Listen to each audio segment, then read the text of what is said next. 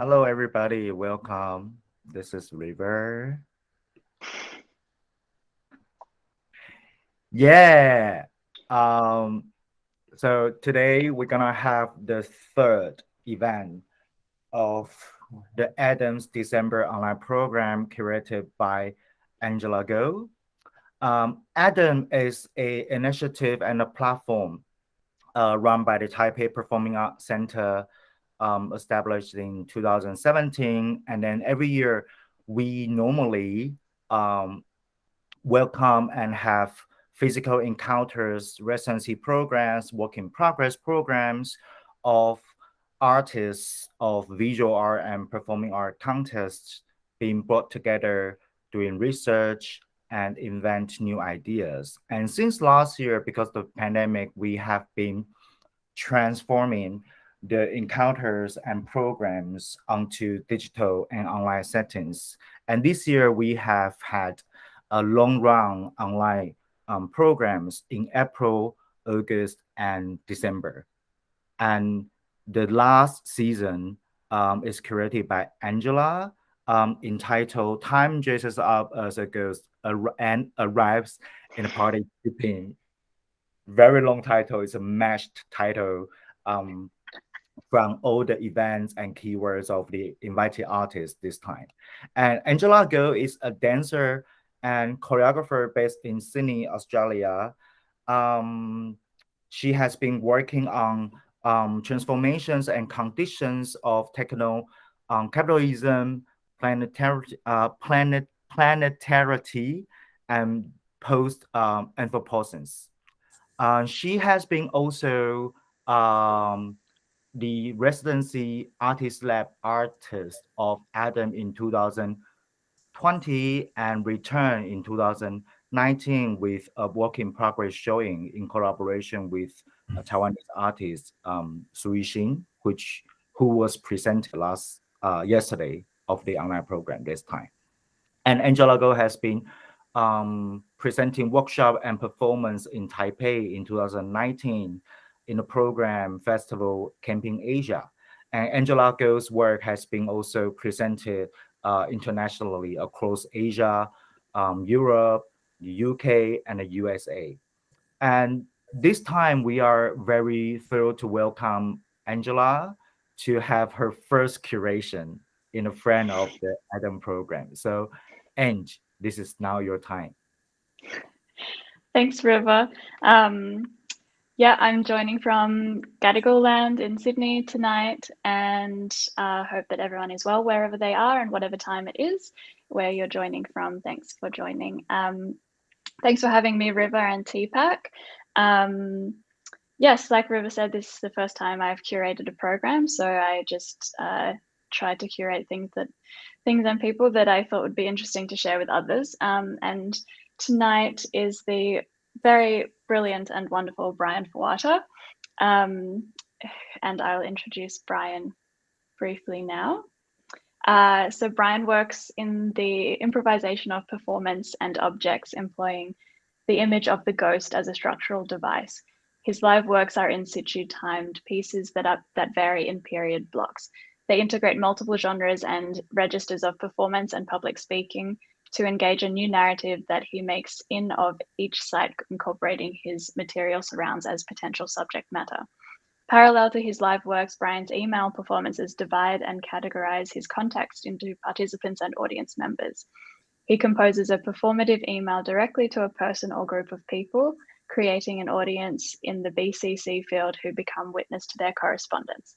These virtual performances transcend the private nature of digital communication. And Brian has presented work all across the world.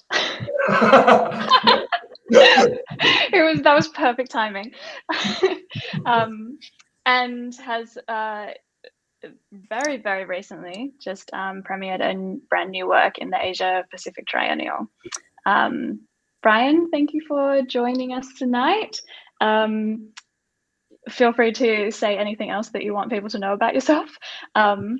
Or yeah, you could or introduce what you're going to do, or you just go for it. Yeah, thanks, Ange, and thanks, Trevor, and thanks everyone for having me on board. I'll just leap straight into it. Cool. So this is a kind of like a collage of various texts, and particularly kind of sort of anchored in a recent kind of artist talk that was for the Asia Pacific Triennial, and particularly the guides. However, I mean, which was supposed to be kind of sort of like a didactic kind of sort of like, this is what happens, this is what you could possibly say to, general public. However, I took the opportunity to then turn this into a performance lecture. They were like, in any case, I am going to kind of like read this text and move out from there, or move through it. There's also been additions.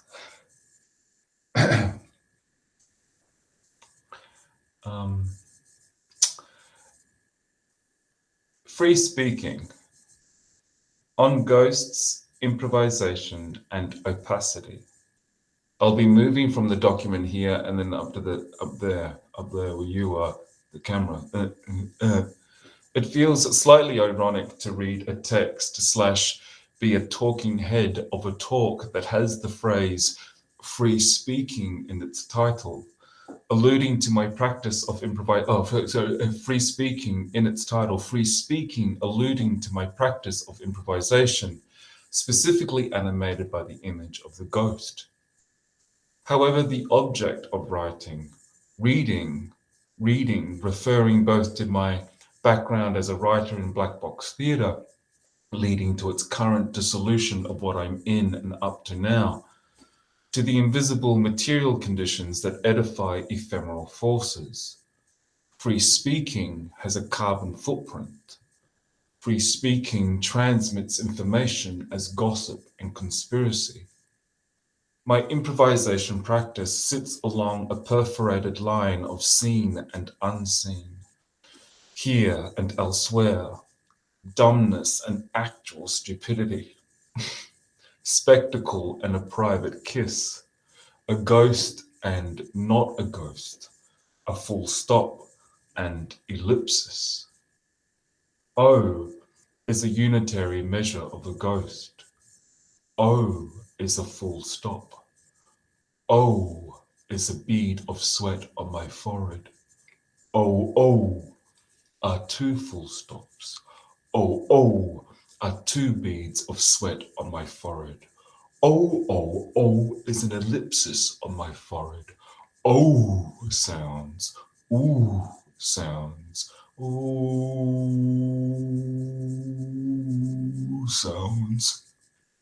An unchained melody burns the intercom. I repeat, free speaking on ghosts, improvisation, and opacity. I acknowledge the unceded lands and borders of the Yagara, Jagara, and the Ugarapul people. This country was never ceded. This country holds over 60,000 years of integrated knowledges, practices of the arts and sciences, of politics, culture, and government. I pay respect to elders past, present, and emerging, who manifest this spiritual legacy to illuminate our contemporary world. As an uninvited guest, I respect that this country was, always will be, Aboriginal land. I acknowledge and pay respects to my Samoan heritage, and by extension, the Pacific, through announcing who my parents and their villages are. My father is Filo Siofalala Laolu Tupai Fuata Leausa from the village of Salailua, and my mother is Elena Lotobale Tinawai from the villages of Siomu and Lufi Lufi. I acknowledge and pay respects to all other First Nations and Indigenous people who may be present today. I acknowledge our diaspora, who through processes of displacement and or assimilation feel blocked, disconnected, fragmented. I have a paper membership to this group, and in saying so, I acknowledge our wounds and the lessons they offer, our ongoing recuperation, resilience, strength, and uncovering of peace, often made only through feeling from a state of latency. We as diaspora are jointly shaped by what Chicano artist Guillermo Gomez Peña calls composite identities, an ongoing constitutive process of collage, sampling, mixing and remixing, through which connections to ancestral knowledges can be potentially uncovered, accessed from our multiple standpoints, and remounted as contemporary manifestations of ancient lineages. Within this paradigm, I'd like to recognize the indigenous cosmology of being through relations, not as an academic exercise, but a feeling of feeling, dramaturged by the unknownness of the live moment, mediated by physical gestures, facial expressions, grimaces, vocal utterances. Furthermore, this indigenous way of being includes kinships both between humans and each other, between humans and more than human entities. This being animates a reciprocal relation to land and place, or what I situate in my performances as correspondence. Primarily grounding my performance making to a Western conceptualism, or perhaps a cosplay or drag of it, concerned with form or art about itself. Over the last few years, through both artist friendships and self-intuition, I've tapped artesian springs of latent indigenous embodiment, such as the accidental parallels between my ghost improvisations, which use the image as a formal device to create and shape content, and the Samoan theatre of Fale Aitu, which literally means house of spirits. Both practices are expressed through spoken word and movement, and a reflexive use of multiple genres of speech and communication, including casual conversation, vocalizing non-linguistic sounds and utterances, to formal oratory and recitation. Physical movements are organized within the same logic, eliding aesthetic shifts, including structured dance, to absurd gestural clowning, to stillness and silence.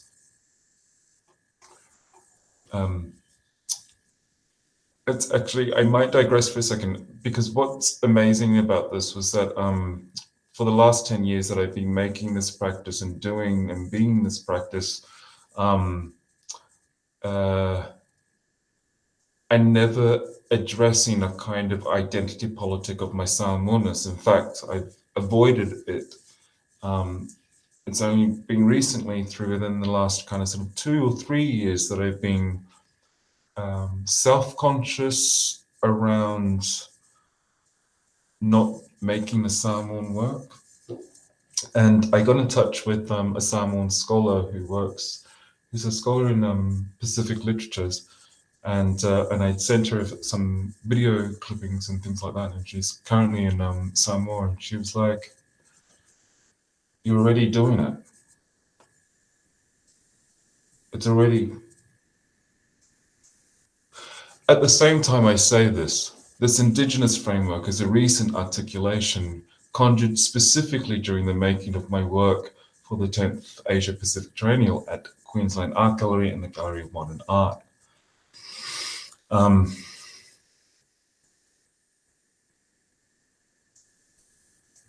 And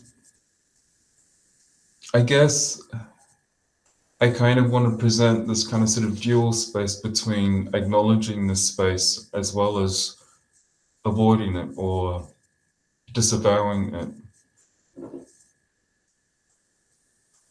It's this composite political, emotional, and formal concerns around materiality of performance that anchors tonight's free speech, respect.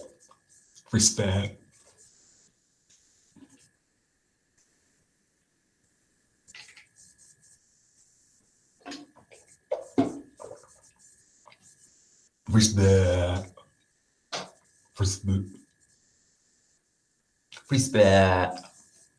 Tongue out moves to open mouth. Yeah sound. Yeah. Yeah. Yeah. Yeah. Yeah. Yeah. Diagonal. Shift head back and forth on a neck and an axis of neck. Yeah. Yeah. Yeah. Yeah. Yeah. Side to side. Diagonal like a bob head. Yeah. Yeah. Yeah. Yeah. Yeah. Diagonal eyes blink remix. Uh, uh, diagonal eyes frozen.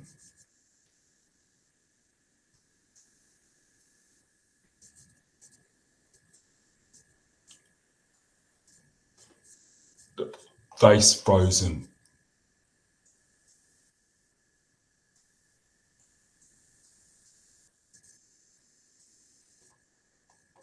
Yeah. Yeah. Yeah. Yeah. Yeah. Yeah. Yeah. Yeah. Yeah. Yeah. You're. Yeah. You're on. You're on. You're on. You're on mute. You.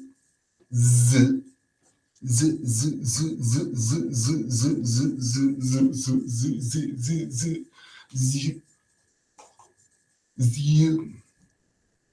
Z. Z. Z. Z. Zai Kunig. He was a Singaporean artist. He was in APT2.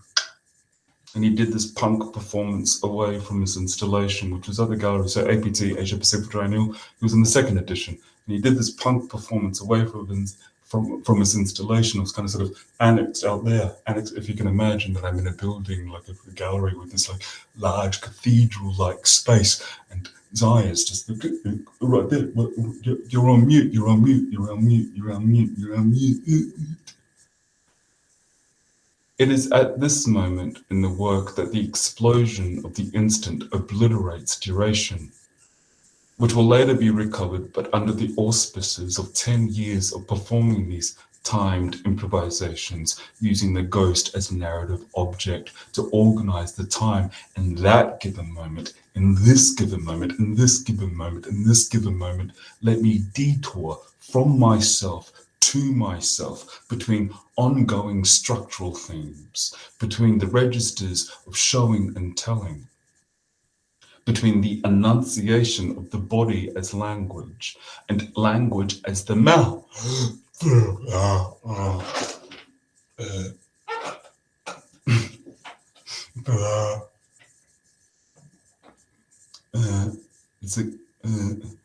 I was thinking about like doing these. I was doing this, and I was thinking of it glitches. I was thinking about the glitch, but Zoom doesn't glitch. You just freeze. In this given moment, let me detour from myself to myself, between ongoing structural themes, between the registers of showing and telling, between the enunciation of the body as language and language as the mouth. We've been here before. Between the ellipses that is my working memory and the ghost as a confabulatory mechanism to recuperate lost causes, narrative hooks, marquee stages pitched across media and medium. So for Asia Pacific Triennial, I was working within the learning program as part of it's like the galleries, like a public program where they invite an artist to reside there for a few months and then organize a program of education that's particularly kind of sort of anchored in the collections of the gallery, and where the artist normally kind of sort of picks out objects from the collections. I decided to reference all of um, the recorded, uploaded performances and live events throughout APT that's uploaded on the Kwaikoma YouTube channel. And so I basically kind of like chose 8 specifically and then screenshot them and then collage them into these hybrid images and then split the images into equal parts, forming a postcard, these kinds of minor kinds of postcards. So the images of these historical images were then kind of pixelated and then presented in the into these vitrines. And it's from this point onwards that these kind of like images or these references become available for become available as kind of pedagogical tools that lead into the exhibition space where that has 3 films, which I'll talk about later.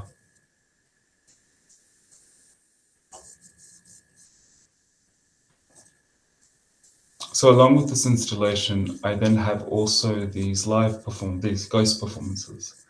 And the suite of ghost performances specifically for APT is called Apparitional Charlatan, Minor Appearances, in parentheses, accumulations from 2020 to 2021. And some previous blurb. I have cold fingers as I write this. Maybe I'm dead. I have died gracing various performance stages. Dying during performance is my thing. Dying as a performance, as the performance, as they, as we figure out, figure around the potency of improvisation inside a given space, often a gallery or a theatre, and timed 20-minute structure. The phone alarm closes a temporal parenthetical bracket. When it rings, I'll say something like, "Great, thanks for coming," or let out an emphatic yes, often surprised by the performance's natural circadian rhythm. Here in this death, perhaps in mentioning ghosts, you, the reader, run headfirst to a town fair, into a series of interconnected black boxes comprising the fair's haunted house and its ride. You enter it, the affect between you and the building. The humidity of an uncreative writing lab is thick here, in that ghosts come loaded in narrative loops, associations, anachronisms. The corridors sweat pataphysical potency, enter everything, set in the air as texts, titles embossed on the spines of books, read aloud in dyslexia. I begin in Z level, B grade, a bed sheet without eye holes. Our reception of the performer's hand levitating the chair is both cropped from sight and gloved with sparkling visibility. Let's say this hand momentarily belongs to me. My body, networked to everything in the room, is a stage prop of energy.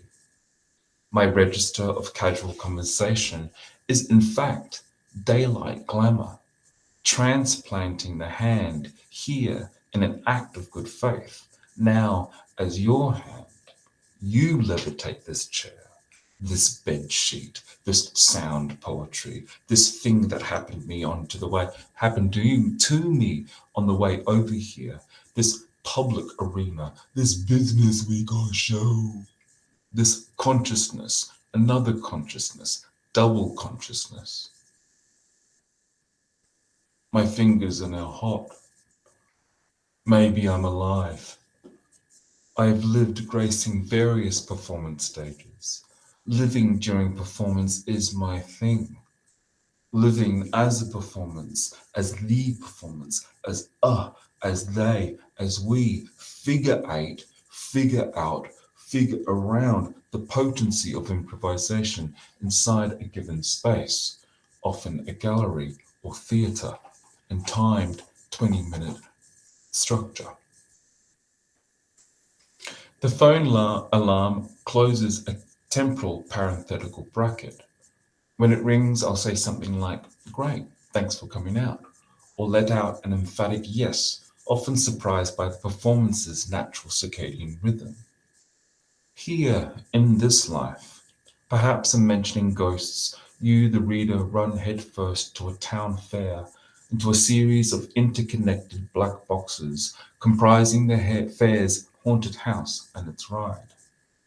A fault-embracing ride animates no wrongness, an infra-thin choreography of non-judgmental presence, producing no fancy product, no spectacle, more atmospheric glitter, until some deep significance appears, perhaps not at the time of witnessing, maybe way later, wayward spectral, a positive dissolution into watery memory. For the online publication, I use the word apparates, which I totally made up. I didn't realize it felt like a word. It felt like an actual word, and then I was like, let's put that up. So sorry, this blurb was actually for the Biennale of Sydney, and I've kind of riffed off it for this iteration for EP3. So I guess this is a demonstration of just how each iteration of the ghost is unique in its context, but also simultaneously belongs to a kind of broader project. So if I can repeat myself, for the online publication, I used the word apparates, which I totally made up. Not that it was careless, rather the opposite, a careful, a caring disregard. Parallel to the ghost improvisations are my email performances. Care disfigurements. Instructions for a simple email performance, 2020. That's in brackets. Let's start with a simple introduction performance. At any time, feel free to improvise. Go under a white bed sheet and become a ghost. Take a photo of yourself.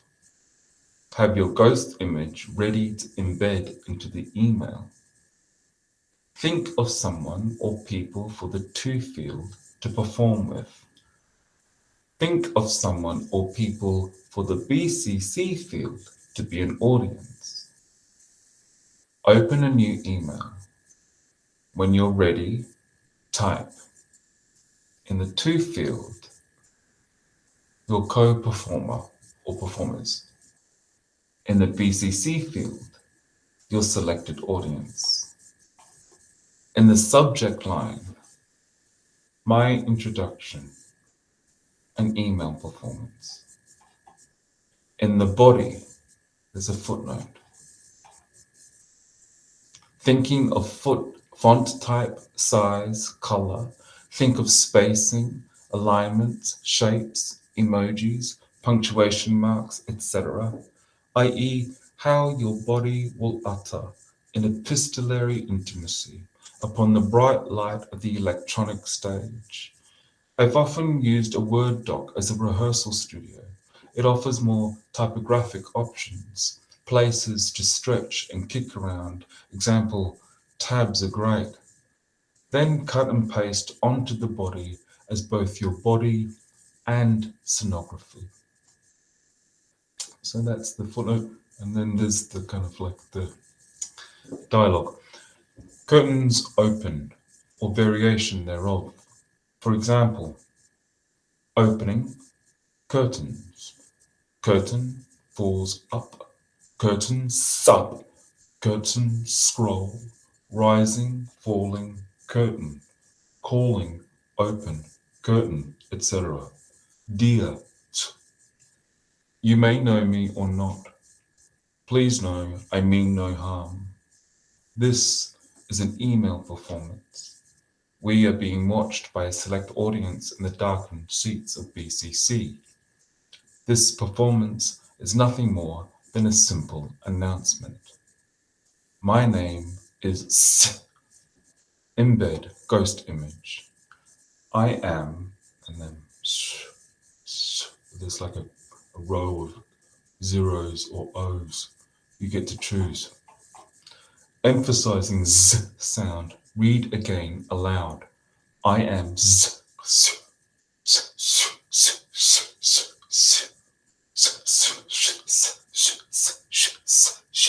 What's he actually reading? Is this part of the? So often in the live performances, I refer to some of the email text, or text in the emails.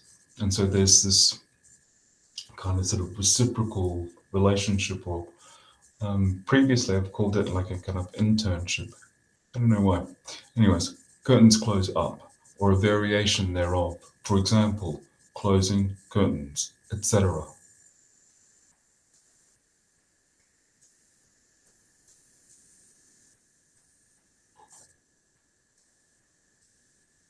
Okay, so I think, sorry, this is going all over the place, but I'll briefly kind of sort of like talk about these 3 films that I made for AP3, but mainly to kind of sort of open up to discussion the space of the kind of like the recording of performance, and how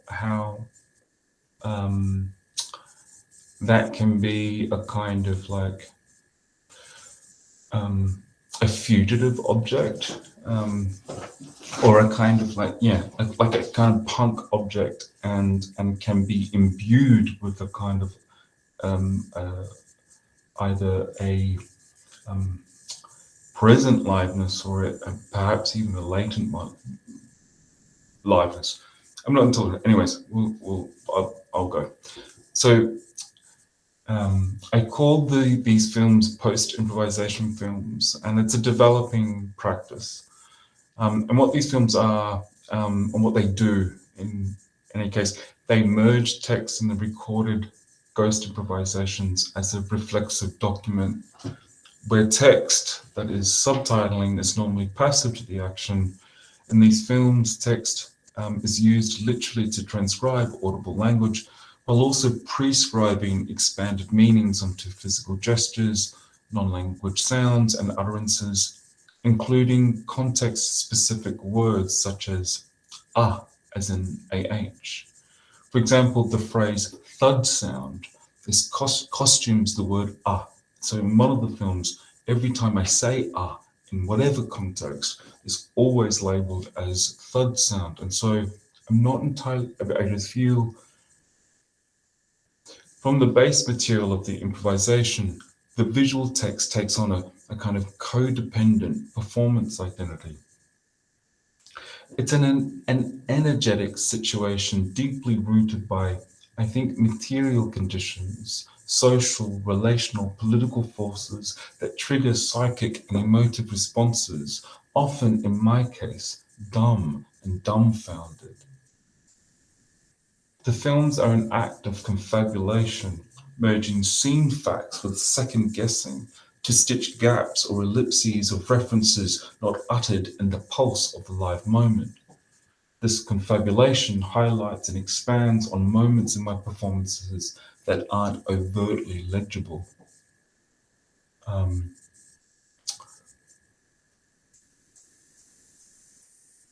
Let's go. So the works and these performances are site and context specific. However, the current approach exploits the ghost repertoire in terms of material references that aid the making of content, but as a conceptual figure, the ghost as a diverse symbol of absorption or possession or levitation or electrical disturbance causing static and pixelation also functions as an organizing principle. this often is realized through installations that have an illusional gag to it. So, for example, I kind of like taking, well, the one object that I did bring out of collections was as an artwork by the artist Robert McPherson. I hung it inside a mylar envelope sleeve, and then it was kind of sort of suspended in the air like it was floating. So the subject often changes depending on the exhibition. However, in terms of psychic matter and how that affects the manner of approach, it's been consistently antagonistic or oppositional. That's not to say it's entirely aggressive, although there are magnified vocal intensities. There is, however, a weaponizing of conviviality, humor, and of joy as a political act of transgression. Here, I just realized I'm not making sense here, but I'm talking about the kind of like the quality of the performance, of the live performance, of the ghost performances.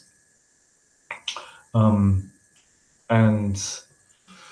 I guess in many ways, the ghost, as convivial as it is, I just realized that I've been realizing that there is a strategy of conviviality or a casualness that like allows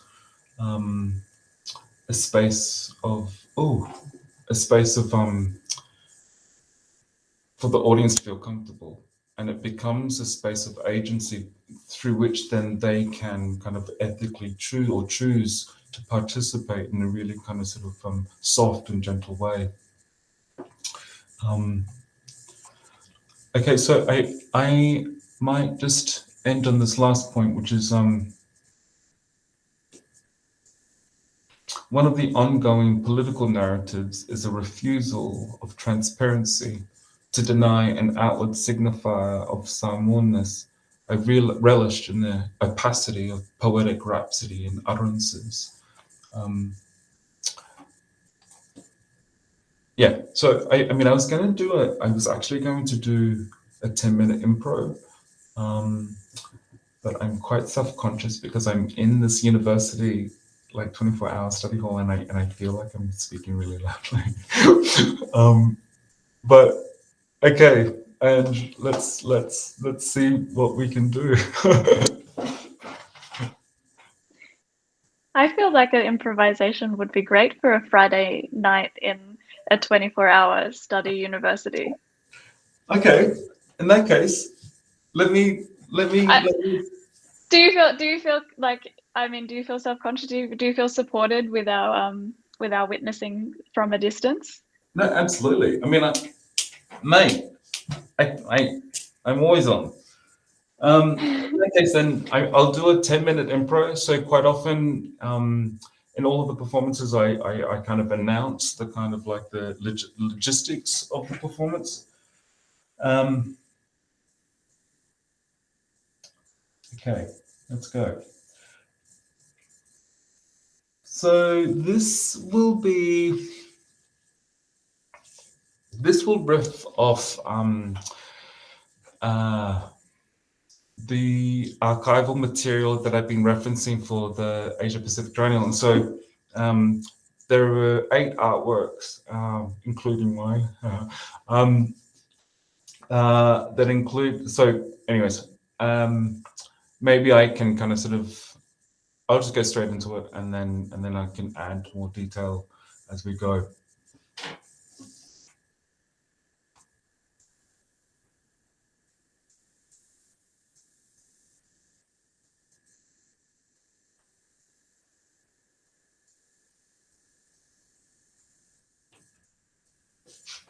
Ha!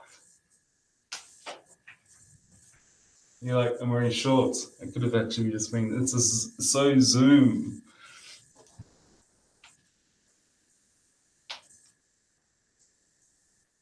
Timer begins now.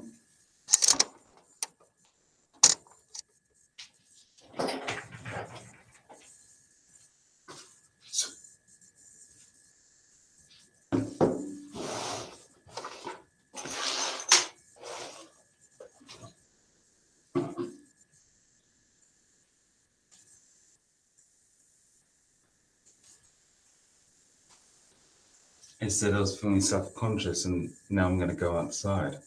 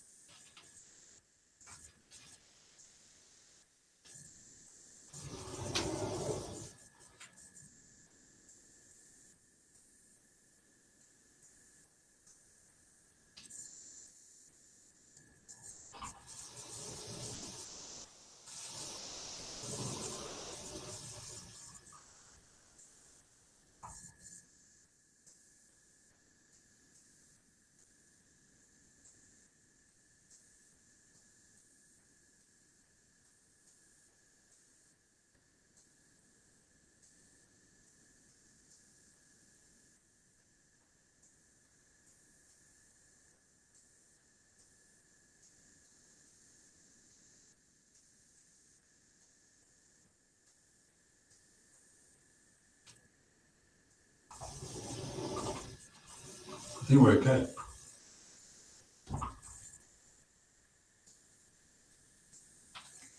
They've all got headphones on.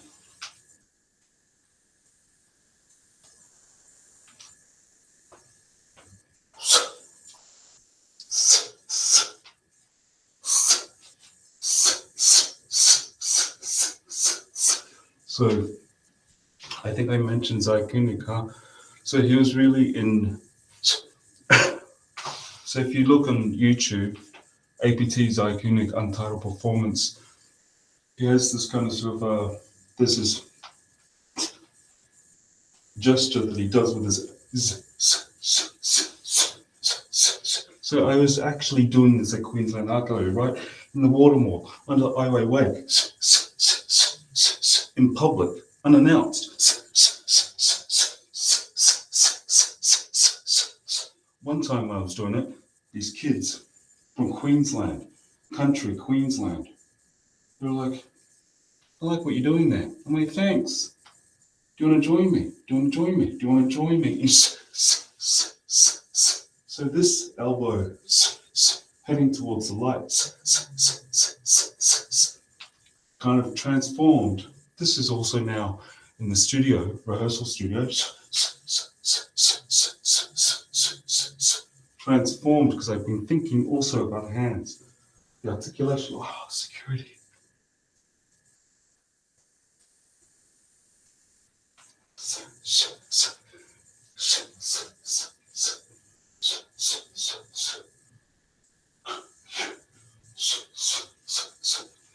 Then transformed.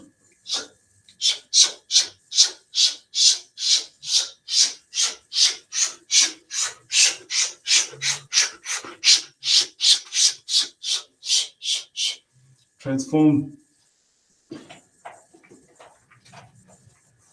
into the song that became a refrain for various films, for the 3 films. And the song kind of conjured from the depths of nowhere was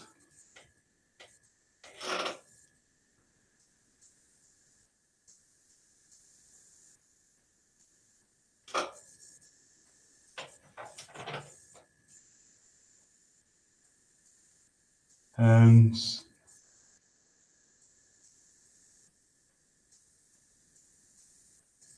whatever they mean to you.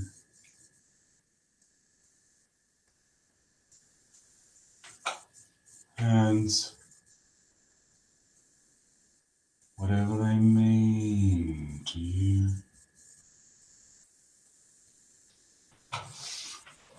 And then this,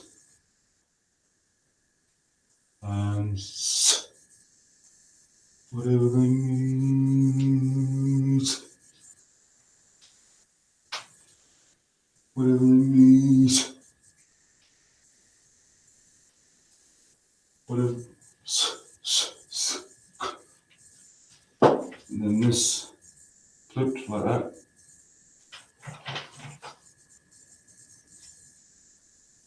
And each time, so these 3 films, I was working with 3 different videographers, all with varying degrees of relationships to performance, some more cynical than others. Some would follow intuitively. The hands insert the capacity of shared authorships. Others not.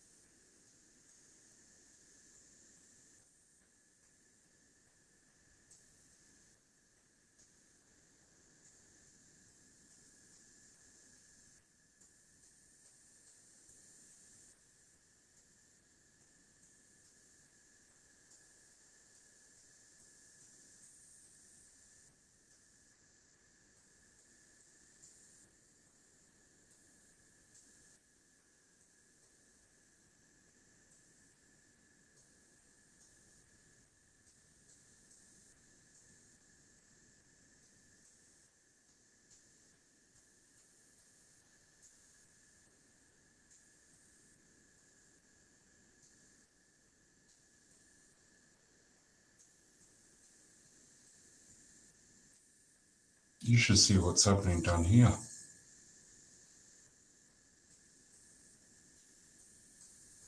The bottom half.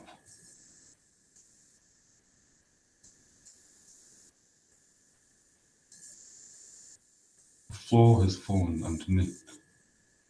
It's just a space.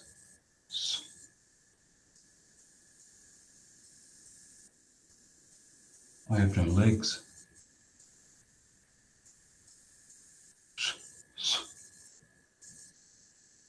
Just hands. Oh, look.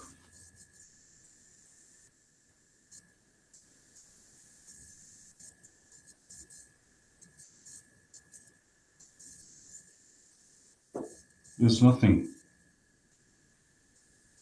There's nothing here. It's just what you see. So all three films, there's this constant refrain of erasure and omission. And I quite often begin by saying, be gone. Be gone, Ai Weiwei.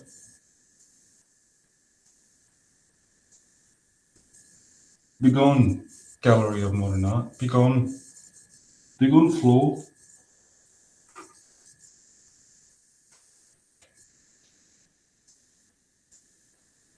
Be gone. Be gone, art. Stay, horse. Spirit level, you can stay. I have to mention that also a lot of the films, or actually all films, were recorded in the gallery spaces during install. So you just saw this moment, what I called the room in undress. The room in transition became a set and representative as process, as the thing, as the thing, as the thing, as the thing, gone. Does it look like I'm flying? No.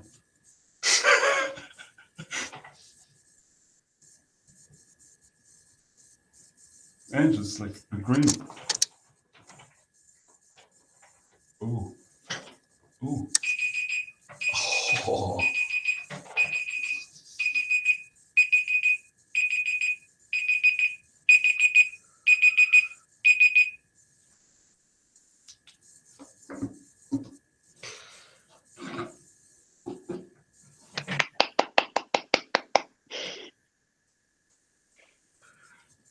That's it.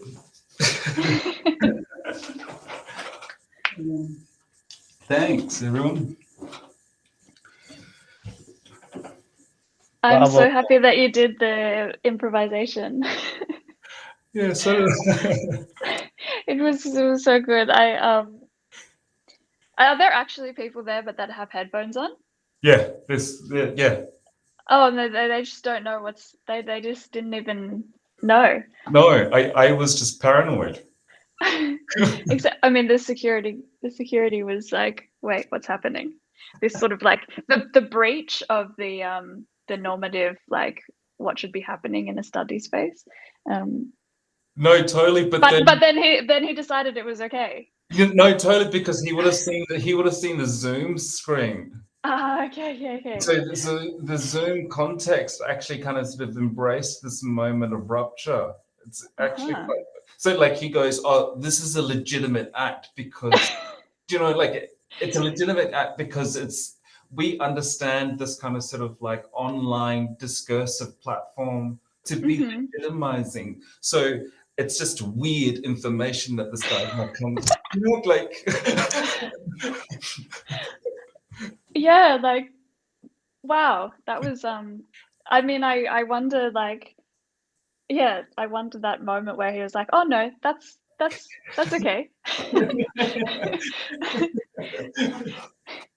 Oh yeah, like oh yeah, somehow the kind of container that this sort of like protective layer of a video conferencing platform, like, oh well, that must be that must be fine. That was great. I mean, I've got like before I realized that because I'm using this like the uni computer here, and I was originally going to use my laptop, right? And so I've got my sister's law books here as a platform, and so Okay. like, the room looks like it's like it's got the drag, but it's like the performance of real study drag. Yeah, study drag. Yeah. Okay, great. Thank you that, and I also loved like when we saw your full body and sort of like shorts and bare feet. It was also really incredible.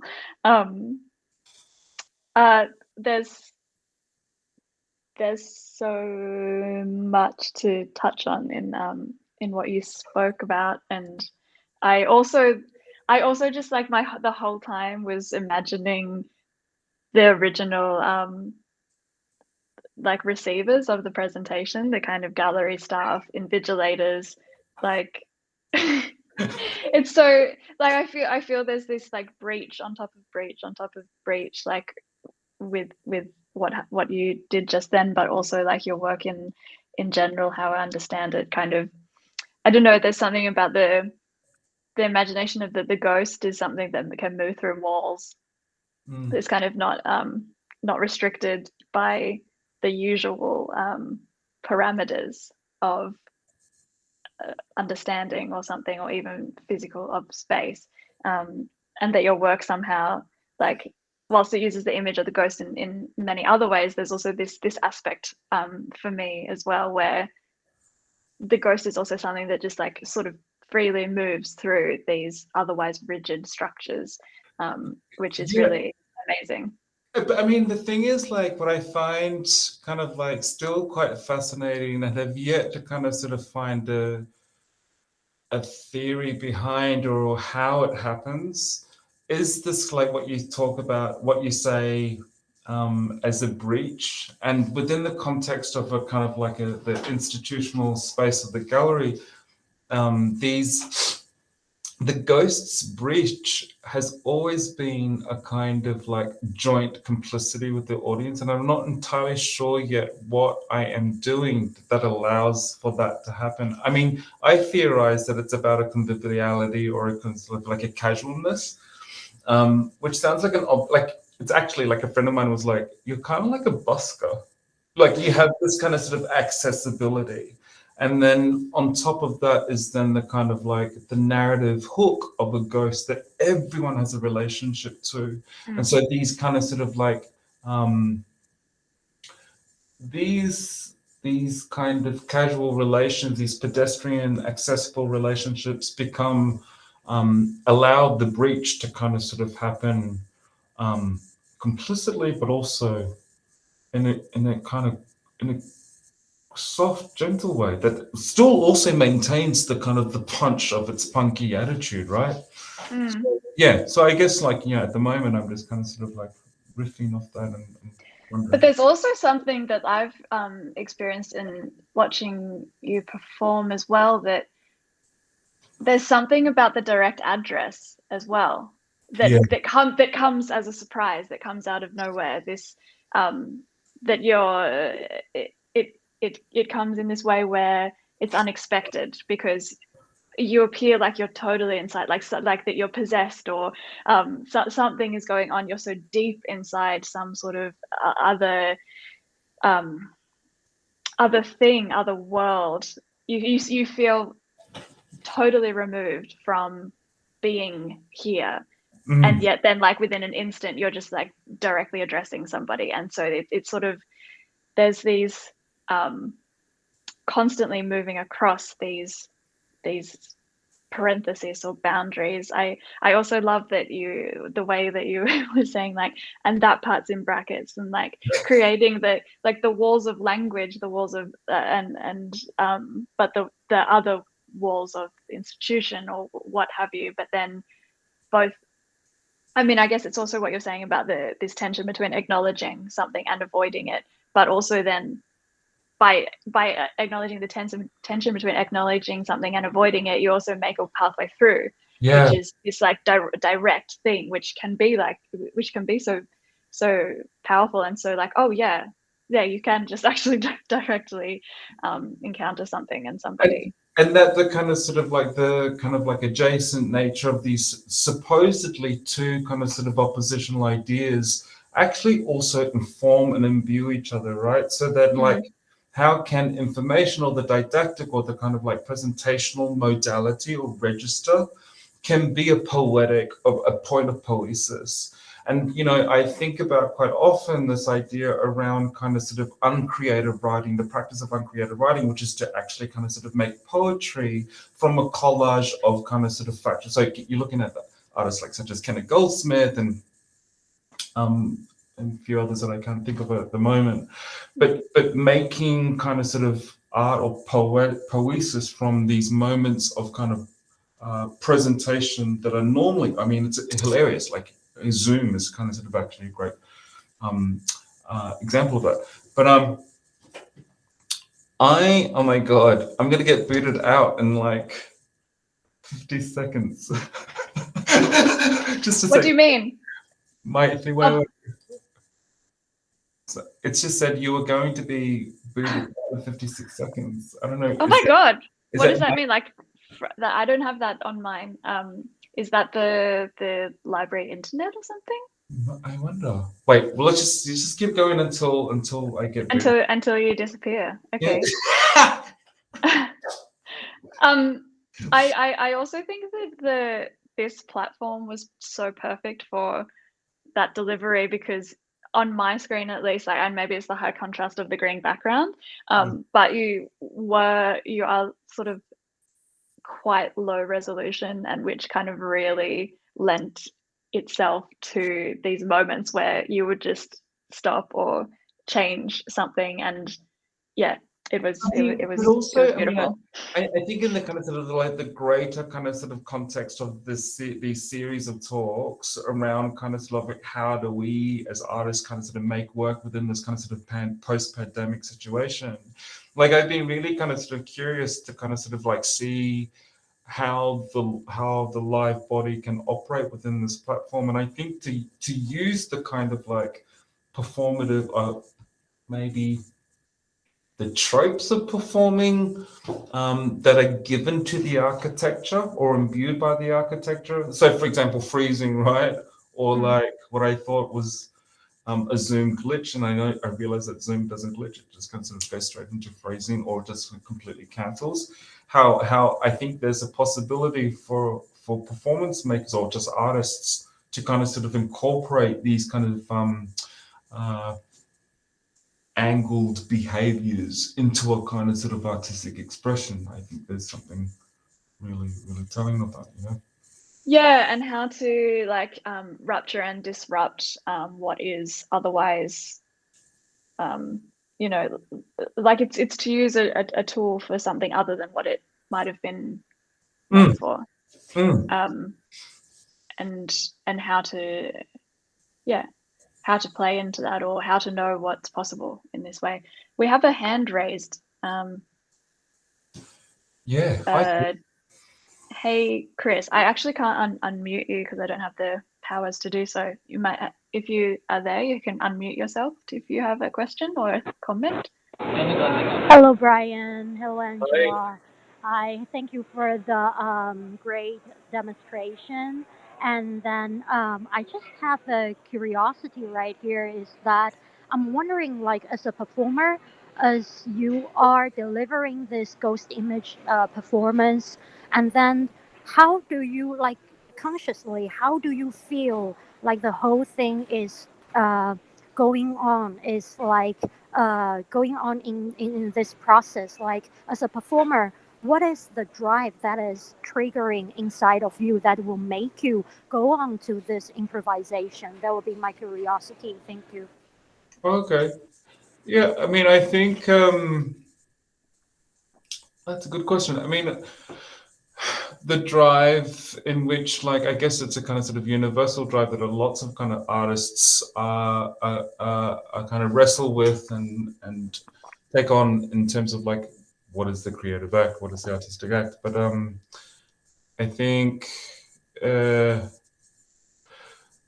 for me, the ghost improvisation is a kind of like, well, the using the ghost is a real formal device. So I'm looking at hey quickly really earlier. So, it's a formal principle. So and like I mentioned before, because there is a kind of sort of like a real shared and collective experience of what ghosts are, both in kind of sort of popular media and culture, but also kind of sort of like in indigenous contexts, it becomes a really easy way to kind of sort of like structure these 10 minutes or 20-minute time frame. So, for example, like depending on the context and the show, I will categorize the timed periods into a series of acts referencing various qualities or physicalities of the ghost. So, for example, there's an act of levitation, or there's an act of there's one hilarious act. The act where the audience is moved, and I'm literally got a sheet and just like moving people.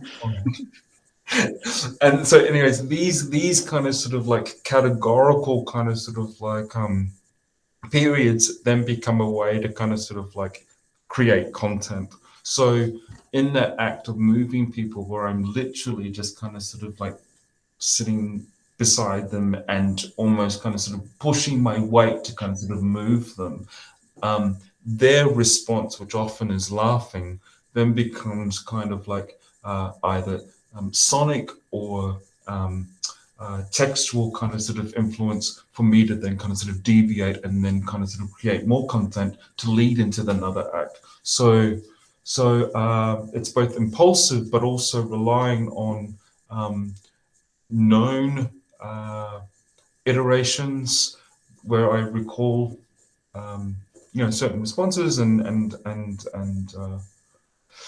tap into that. I guess I don't know if that answers your question, but I mean that's a driving force is to actually kind of sort of speak through performance to kind of sort of find some kind of invisible quality of the situation or the venue or the context that it's in. I also love the hey Chris says indeed, thank you Brian, exclamation mark. Thanks, hey Chris. Yeah, I love the idea of the ghost as a performative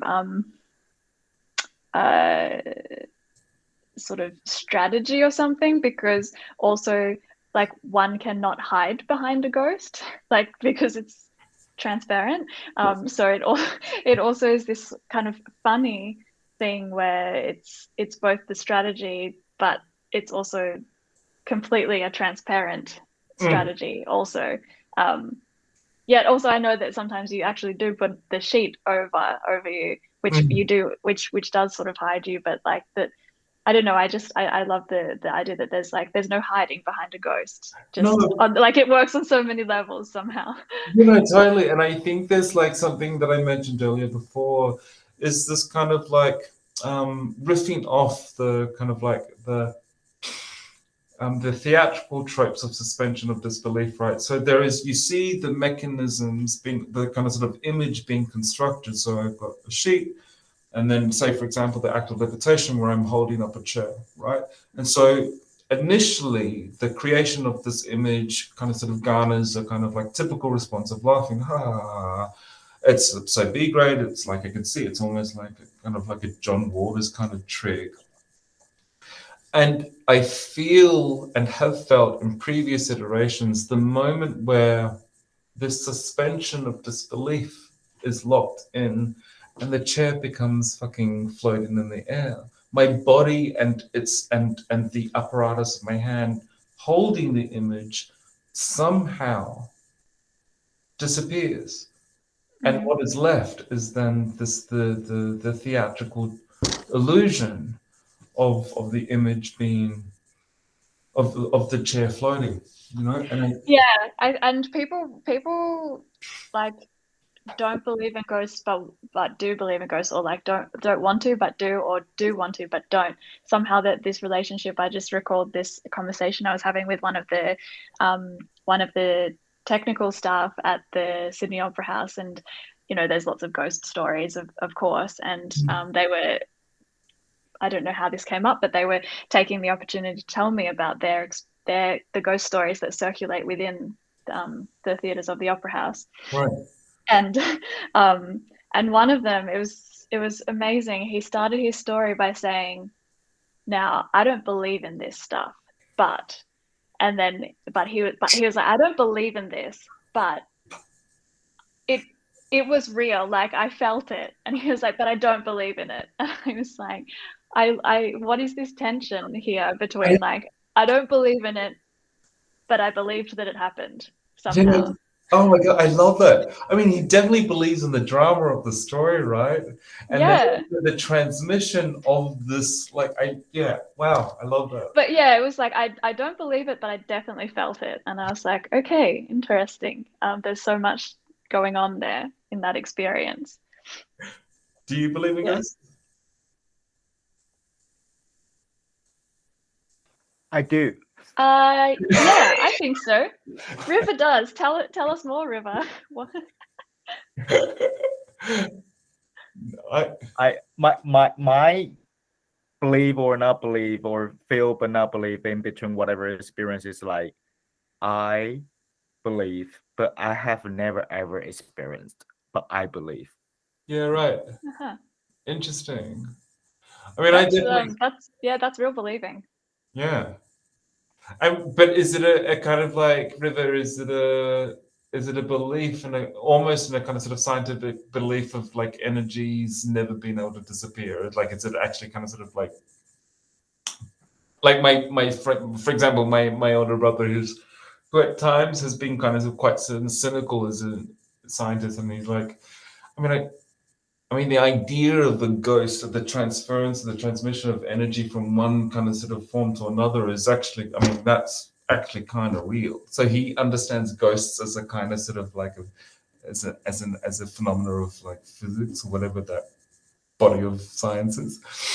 But having said that, though, I do believe in ghosts because my mother used to get possessed by.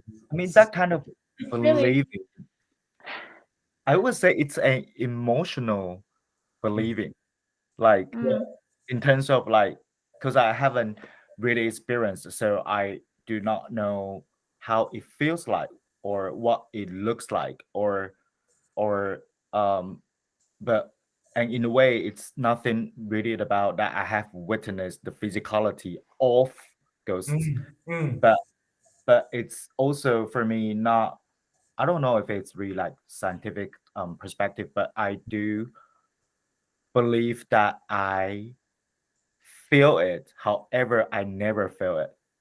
Right. Mm-hmm. Wow. That makes sense. I mean, I'm similar. I definitely believe in the power of ghosts, but I'm not sure if I believe in ghosts. But then, I wonder if it's about a kind of almost like a romantic notion of haunting, right? yeah. So River, you say, like you believe in the kind of sort of emotional capacity or the emotional object of the ghost. And so haunting then becomes a really kind of sort of like um, a logical derivative of the ghost as a kind of sort of product or a machinery of narratives or stories or certain kind of sort of psychological states. So you then go, I've never experienced a ghost, but I've experienced the loss of haunting, like the narrative kind of sort of like armatures by which then kind of like that ghosts produce. So, an idea around kind of sort of an historical past or an historical present or whatever history, you know, Mm. you know, and these are definitely kind of sort of like ghost affects. Do you Loss. think, Brian, that the way that you kind of demonstrate a real commitment to the figure of the ghost in across your work, like over a decade of committing to this as a a structural form and an investigation. Do you think that has a lot to do with your mother's relationship with ghosts? Yeah, I mean, yeah, in many ways, but also as a formal, again, a structural device. Like my mother was first kind of sort of possessed by her dead older sister, like her sister, when I was 14. And again, it was kind of sort of like met with the big kind of sort of Samoan kind of sort of ceremonial fanfare of exorcism. There was a real theater to it, and that was like still spectacular in my mind and vivid in my mind. And then gradually over the years, we had asked one time where she goes, where she is at when she's possessed, and she's like, "No, I'm there. I can see it. It's almost like I'm inside my brain looking out, and I could feel. I'm aware. She was aware of her sister possessing her body." And then gradually, there was a moment where she acknowledged the control of fear. Like she acknowledged fear in her children, and she was like, "This is going to be a handy device." And so there's a moment then. I'm like psychoanalyzing the situation, but it felt for me and my five sisters and older brother that there became a conscious kind of sort of there became an understanding of the power of possession to possess her children, and then it becomes a way of kind of control or venting kind of sort of real life corporeal issues. And so how it's influenced me, I'm just making this up now that you've asked the question, is this kind of sort of like how it reflects in my improvisations, these shifts or pivots of kind of sort of public speaking and registers of performance and public engagement, as you were referring to earlier before. The way that I might kind of sort of like shift from a moment of poetic rhapsody and then all of a sudden snap into direct address. So you're just then going, where am I? Where are we? And so in a similar way, I guess like Mum's possession really did influence me around being in the moment of performance and then realizing its capacity of affect and effects. And so then you're like, yeah. Yeah, it just sparked another thought for me then that, I think often when I see you perform, for me, I'm like, oh, wow, there's a question of like, where are the boundaries? Not of in terms of the switching between different modes. that you're able to do like very much where I don't see a transition. Somehow it's just like it's there and then it's there, and which, yeah, I think you, whatever you were saying then, really like, oh yeah, that is something. The power of the ghost to just like instantly transform, to like appear and disappear. Disappear. No, absolutely, absolutely. And the effect that has on the people around it. Okay, we've gone a bit over time, which is great. But I wonder, is there any other questions or thoughts before we kind of try to Wrap up. Try to wrap it up? I don't think so, but Brian, do you want to say anything else while we're here? No, I'm good. I think the performance really says it all, and yeah, I'm good. Thanks. Well, thank you. That was such a pleasure, and I've been very curious and sad that I couldn't be at APT for some of those performances, and now I feel like I have a tiny insight into some of that process, which has been so generous of you and so great. Thank you so much. And yeah, that was wonderful. I feel that was really great. River, you look like you are leaning in to say something. I just wanted to say thank you. Thank you for this improvised yet very interesting section. And Cool. and finally nice. It's been nice meeting you, Brian. Likewise. We perhaps had chance to, perhaps bump into each other in Finland or something, but we didn't somehow. Well, I mean, I'm going to be in Finland later on this year, so hopefully, maybe. Oh, really? Yeah. But anyways, thank you so much, everyone, for having me on board, and I will see you soon. I'm going to be in Sydney next week. Yeah. Yeah. You're going to be. I mean, I don't know if this is a spoiler, but maybe no one that's here will also go to 107. But you're going to be like a Santa? Is Yeah, we're this? going to be some strange Santa. Okay.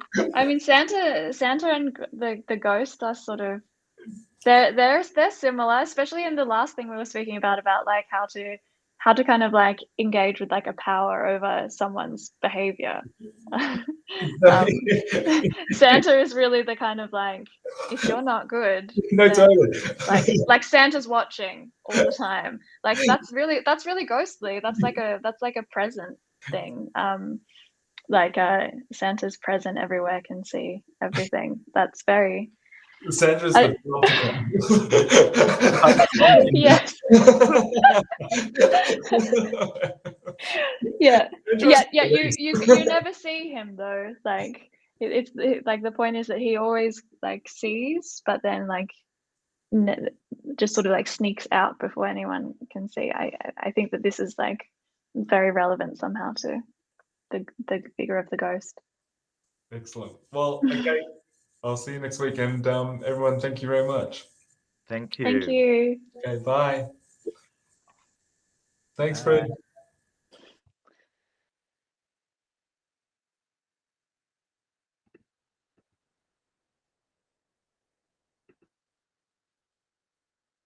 Oh yeah, as everyone is leaving, there's more tomorrow. Tomorrow, There's dressing party. dressing party, yay, at 5 p.m. Sydney time, which is different times in different time zones. I can't do all the calculations at the moment.